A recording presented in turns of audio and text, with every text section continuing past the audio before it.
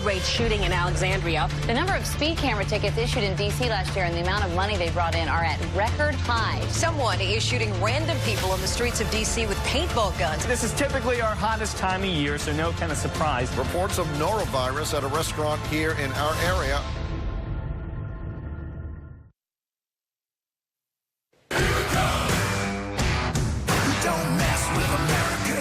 Welcome back. From a promise to repeal and replace Obamacare to pushing for just a straight repeal. Now the president said today he wants to repeal and replace at the same time. And that's just been over the last 2 days. It's been eventful, no doubt about that. So joining us right now to talk about what's next from the GOP on health care, our old friend Cabot Phillips from campusreform.org. Hello, sir. How's it going? I'm curious, how have you been watching the everything unfold the last couple of days? Because we haven't been able to keep tabs as much as we want to. I don't even think the Senate Republicans have been able to keep tabs, to be honest. I think no one really knows what's going on. And I think a lot of Republicans that I've talked to, they're looking back the last few years and all these promises made by Senate Republicans. In 2012, it was, guys, just give us the House and we'll get something done. And they didn't. In 2014, they're like, okay, actually, we need the Senate too. Give us the Senate and then we'll repeal Obamacare. That didn't work. And in 2016, they said, okay, give us the presidency and we promise we'll get it done. And they still haven't. And Republicans should be fed up with this because it's a pattern of incompetency where they've promised to get something done and they've kept saying, voters, we need this, voters, we need this. Yeah. And the voters have done their part getting them in office and the politicians have not done theirs. Okay, so dozens of times, and I've lost track of how many exact times the House voted to repeal the Affordable Care Act, and then, you know, it would go, and they knew you could pass it. You could pass it. It would go to President Obama. He would veto it.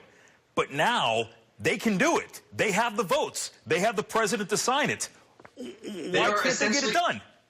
They're basically admitting that back in 2015, especially when the Senate sent this bill to President Obama's desk as well as the House, they're basically admitting, yeah, that was a bluff, that was a ploy, just so we could tell our constituents, look, we've got the bill ready to go, just get us in office. And so I don't want this to take away from how awful Obamacare is. Obamacare, the failures by the Senate Republicans to repeal it do not mean that Obamacare is something not in need of repealing. It absolutely is. Premiums in Virginia alone have gone up 34% for the average family. They're up almost double around the country for average people. We need to fix Obamacare, and Republicans need to actually put their money where their mouth is. And I talked to a lot of Republicans just today that said they still want to see that bill from 2015 voted on in the Senate so that they know come midterms who actually kept their word to constituents and who broke their word. They want to see on the record who's going to keep their word to repeal it. And then down the road, once that takes effect 2 years from now, they'll have time to, enact some changes piece by piece until then, but they want to know who's going to keep their word, and it looks like that's not even going to happen. You know, some people have said along the way there were some elements that people on both sides of the aisle liked. They liked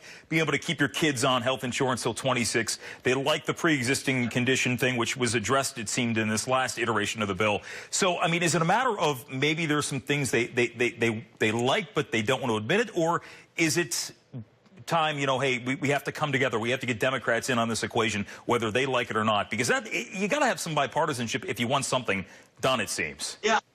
And some people from the White House were saying that it would be helpful to pass this repeal-only bill because that bill would make it so where they would push the repeal. It would get repeal done no matter what, but it wouldn't take effect for 2 years. So senators would know that 2 years from now, whether they get something done or not, it's going to be repealed. And that would kind of put some pressure on Democrats to where Democrats would have to do something or else their constituents would also have nothing done in 2 years. So Republicans need to also come up with something that's going to give them some bargaining power. But it's going to be interesting. Look, for people my age, we're growing up in a time of government incompetency. What can someone my age look to as a huge success put forth by the government on both sides, really? So I think all this is one more example in this pattern of incompetency from the federal government. It's just another example of how big government is never the answer to solving problems for average everyday Americans, and how we need to give more power to actual people and not just these big politicians in D.C. who appear to be all talk in many cases. Yeah, so I mean, I think we can all agree, no matter what side of the spectrum you're from, and people at home will agree,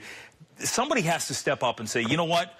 I'm gonna break with my party. I'm gonna stand with the president, or vice versa. Republicans to say, look, we have to bring the Democrats into the equation. Because I mean, I got to tell you this. From my perspective, I'm frustrated because nobody sees anything other than the R or the D after their name. At least that's how I look at it right now. I agree. And look, I'm on campuses all the time with Campus Reform. You know this. And I'm talking to students And I see that so much of it is a lot of scare tactics from both sides. And a lot of it does come from the way people get their media. So much of it is twisted. If I went on the street and proposed the Republican health care bill to a lot of students and said, here's Bernie Sanders' new health care bill, they would all say, this is a great plan. I love it. People aren't focusing on what the actual plans are. They're just focusing on who's putting them forward. We need to change that to get people to actually look at policy. And yeah, I think we also need to realize that so many senators and politicians as a whole are a lot more concerned with re-election than they are with actually getting legislation passed. And that's one reason we have so much gridlock. And I think I've talked to a lot of friends that, you know, they support term limits. That's one of the things they always bring up. They say if people are less concerned with getting elected, then they'll be more concerned with actually getting legislation passed. And you know, it's an interesting point they bring up. But again, I think this just points to a pattern of incompetency from the government. And we need Republican senators need to keep their word. They need to vote to repeal Obamacare. And then in the next 2 years before it is actually repealed, we can actually have time to begin to enact measures with Democrats and Republicans as well that will actually, you know, fix the marketplace because it is broken at the moment. Do you think it's going to happen? Do you think they're going to come together and pass something? I do. I think if voters on both sides, specifically conservative voters, keep the pressure on and say, look, we're going to vote you out of office. Maybe the midterm will be a wake-up call for a lot of people. But I think it's up to voters and grassroots activism, you know, to keep that pressure on and make sure they keep their word. But I do think it will eventually happen. It doesn't look like it's going to happen, though, you know, in the next few months. And I think Speaker McConnell or, you know, Majority Leader McConnell has been pretty clear with that. Well, yeah, and I think, too, that's why I think when they wanted to rush things through so quickly, I mean, you got to give it some time to breathe. You got to bring other people into the equation. So, look, we'll be talking about this, I'm sure. Before we go, though, as we wrap things up, you know, healthcare is coming to a head. We get towards the end of the summer. In fact, the end of this month, a lot of training camps are opening up. But I always talk to you about politics. And I know you're a big NFL fan. And I'm just curious, I don't know if you want to put it out there who you root for, but I want to get your take on how you think the NFC East is going to look by the end of the season. This is me embarrassing you a little bit. No. I do think that the Redskins are disrespecting Kirk Cousins at the moment, so I'm teasing turmoil a little bit there. You got to get him signed to a long-term deal. I agree. I think it's going to between my Dallas Cowboys, America's team, and New York has such an impressive defense, and they just added Brandon Marshall on offense. I think they're going to be contenders, but it's such a horse race every year in the NFC East. No one has won consecutive NFC East titles since 2004, so that doesn't bode well. He's good at everything. He's good at everything.